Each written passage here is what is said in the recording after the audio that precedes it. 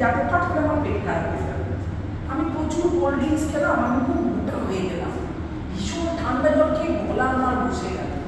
আমাকে সুস্থ থাকতেই হবে। কেন বলতো?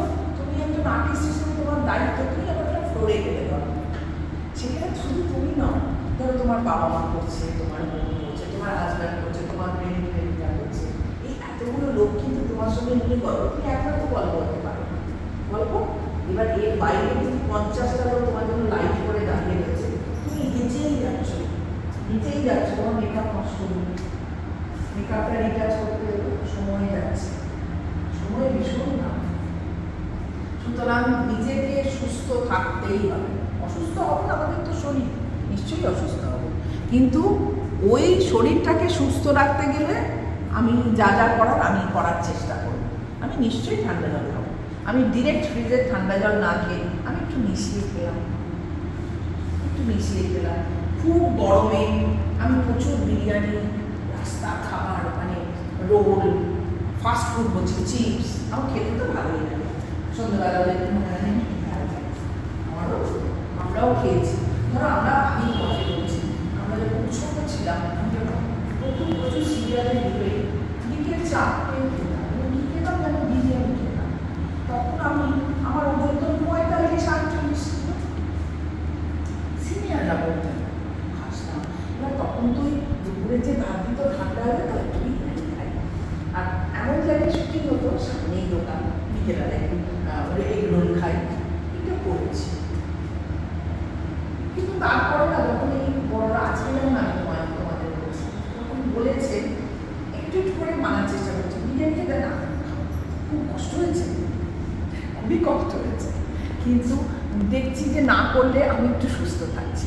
এত বড়, আর আমাদের তো, আমি যখন শুটিং করি আমাদের এসি ছিল না, আমাদের এসি মেকআপ রুম নেই, আমাদের না 24 আওয়ার্স কাজ করতে হতো, আমাদের কোনো ব্যাক আপ টাইম ছিল না, একটা কল টাইম ছিল, আমাদের খুব অল্প টাকা ছিল।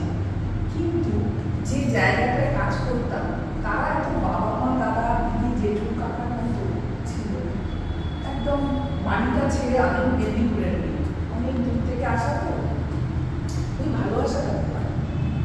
ভালোবাসাটা পেতাম বলেই মনে হয় যুদ্ধটা জয় করতে পেরেছি। হ্যাঁ, জায়গাটা খুব খেয়েছি, মানুষের অপমান খেয়েছিলাম। গ্রামের মানুষ অনেক সময় আমার কথা একটু অন্যরকম ছিল, খুব গ্রামের মানুষ ছোট হয়ে গেছে, তো আমি যেখানে বড় হয়ে যাবো সেরকমই হবে, সেই জায়গাটা তো স্বাভাবিক, এটা নেচার।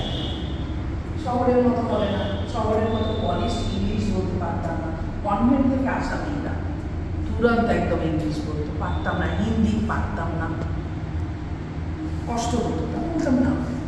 এইটাকে ওভারকাম করতে পারাটাই আমার কাজ। আমি তো অভিনেতা, ধরো আমাকে ইংরেজিতে 4-5 লাইন বলতে, এখন আমি ভয় পাই, কারণ সত্যি আমি মাস্টার্স করেছি, আমি অভিনয় নিয়ে পড়াশোনা করেছি, আমি ন্যায়শাস্ত্র নিয়ে পড়েছি, আমি ফিলোসফিতে পড়াশোনা করেছি, কিন্তু এখনো ভয় পাই 4-5 লাইন ইংরেজি। আমার কর্তার কথা তো বলি, হ্যাঁ ও কনভেন্ট, ওরা অনর্গল ইংরেজিতে কনভারসেশন করে, আমার মেয়েরা, আমি ওরকম পারি না, এখনো পারি না, কিন্তু আমার লজ্জা নেই। আমি সব মানুষ তো সব পারি না, আমি চাইলেই বলতে পারবো, আমি ঠিক মুখস্থ করে ঠিক বলে দেবো।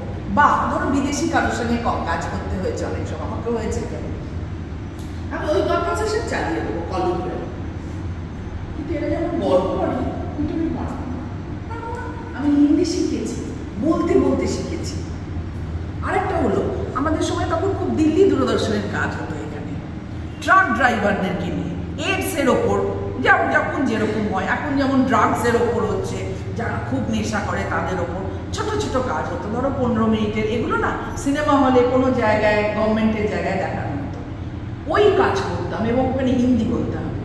আমি বললাম কি করে? কলকাতায় একটা গ্রুপ থিয়েটার আছে যার নাম রঙ্গকর্মী, উষা গাঙ্গুলি তার ডিরেক্টর ছিলেন। উষাদির কাছে আমাকে পাঠানো হলো একটু করার জন্য। আমি তো দেখলাম আমার কাছে একটা হিন্দি ভাষার পাহাড়, একটা পর্বত, হিমালয় বসে আছে, কিচ্ছু জানি না। তবে উনি বললেন যে अभी से तुम सोमा अभी से हिंदी से बात करो। তা আমি বললাম ম্যাম আমি ওই জেন্ডারটা বুঝতে পারতাম না।